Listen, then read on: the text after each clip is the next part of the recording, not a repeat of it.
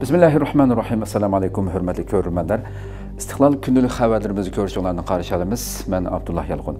Proqramımızda vətənimiz Şərq Türkistan və dünya gün tərtibindəki ən mühim xəbərlərini huzuruna sunumuz. Qənəmsiz diqqətinizlər ekranımız olsun. Çinşaojiang məxsus saqçıxanalarını ziyaret qılıb, bastırış siyasətini təkidlədi.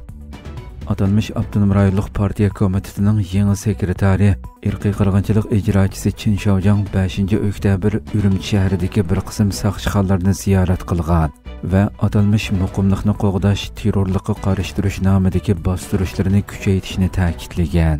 Xitoy tashviqot organi Tangritog to'rining xabarida bildirilishicha, Çinşaojiang atalmış davlat bayrami va Xitoylarning tavuz chag'iniliq dam olish mazgilida Ürümchidagi bir qism saqchixonalarga berib, ularning xizmatini tekshirgan. U saqchilarga qilgan so'zida Xi Jinpingning Sharq Turkistonga aloqador buyruqlarini Xitoy Kompartiyasining atalmış Şinjanni idora qilish tadbirini to'liq umumyuzlik izchillashtirish, muqimlik xizmatini ching tutish, xavf-xatarning oldini olish kerakligini ta'kidlagan. Çinşaojiang yana Xitoy rejimi yaqinqi mezgillarda texmi kuchab ta'kidlayotgan atalmış terrorlikqa qarshi turish va muqimlikni qo'g'dashga doir turli tadbirlarni amaliylashtirish, chegara eg'izlarini boshqarish, tizginlashni kuchaytirish, zo'r yushurun xavf-xatarning oldini olish va tugutish, diviziya bilan yerlikning moslashishini kuchaytirish qatorliq iboralarni takrorlagan. Çinşaojiang ilgariki Xitoy amaldori Ma Xingruyning o'rniga almashgandan buyon Xitoyning irqiy qirg'inchilik jinoyatiga aloqador barliq siyosatlarni davomli ijro qilish, kuchaytirish kerakligini ta'kidlab kelgan bo'lib, bu Sharq Turkistondagi qattiq bostirish va yuqori besimli vaziyatning davomlashadiganligini ko'rsatib bermoqda.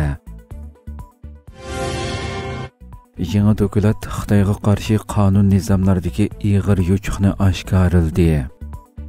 Amerika va ittifoqdoshlari Xitoyning ilg'or o'zak ishlab chiqarish texnikalariga erishib olishini cheklashga tirishayotgan bo'lsa-mu, har bir davlatning nazorat o'lchami o'xshamaganligi sababli Xitoy shirkatlari buldur yanada 40 milliard dollarga yaqin alohida ilg'or o'zak ishlab chiqarish uskunalarini sotib olgan.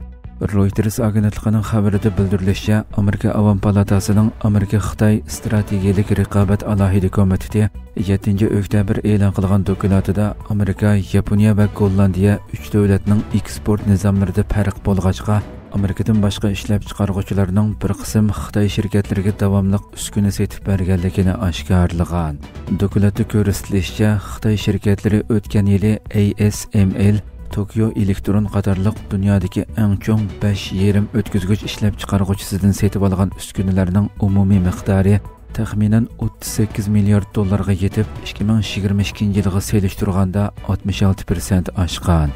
Bu sotib olish miqdori mazkur 5 chong gigant shirkatning umumiy sotish miqdorining taxminan 39%ga to'g'ri keladi ekan.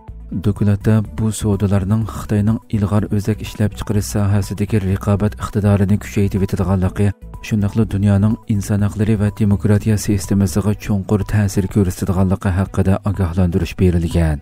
Dokument oxirida Amerika va ittifoqdoshlarining qonun nizom hamkorligini texmi kuchaytirishi, eksport cheklamasini kengaytirishi, jumladan Xitoyga o'zak ishlab chiqarish uskunasi yasashda ishlatkili bo'ladigan muhim zapchastlarni setishni cheklash kerakligi tavsiya qilingan. Bultur yanvar oyida e'lon qilingan bir xabarda Amerika bilan Gollandiyaning maxfiy kelishimi hosil qilib, ASML shirkatining uskunalarini Xitoyga yetkazishni cheklaganligi, ammo bu kelishim ASML shirkatining ilg'or uskunalarining Xitoyga sotilishini to'sib qololmaganligi, ASML shirkati lobbichilik vositasi bilan hukumatni qoyil qilib, Xitoyga ilg'or uskuna eksport qilish ijozatnomasiga erishganligi, natijada bultur Xitoy ASML shirkatining eng chong bozoriga aylanganligi qayd qilingan edi. Isroiliya bilan Hamas birinchi bosqichliq kelishim hosil qildi.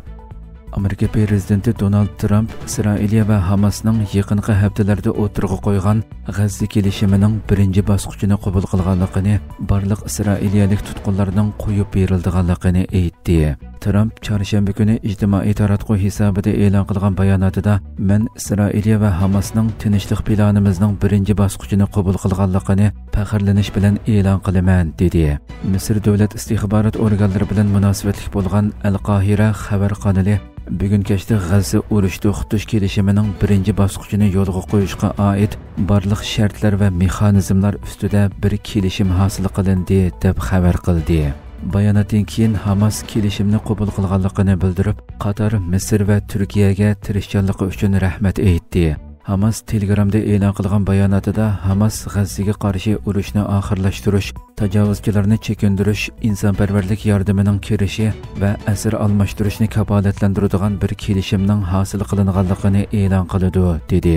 Amerika prezidenti Donald Trump G'azza uchun tayyorlagan planning birinchi bosqichiga oid kelishim payshanba kuni Greenwich vaqti atigan soat 9 da imzolanishi mumkin ekan.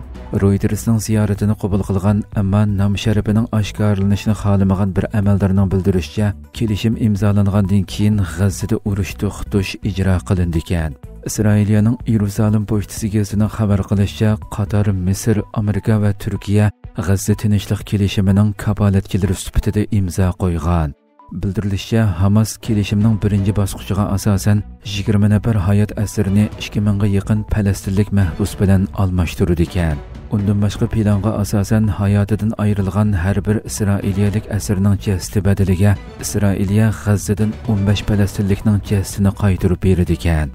Undan boshqa planga asosan hayotidan ayrilgan har bir Isroiliyalik asirning jasadi badaliga Isroiliya G'azzadan 15 falastinlikning jasadini qaytarib berdi ekan. Birlashma xabar agentligiga so'z qilgan bir Hamas amaldori kelishim yo'lga qo'yilgandan keyin 72 soat ichida almashtirishning amalga oshadiganligini bildirgan.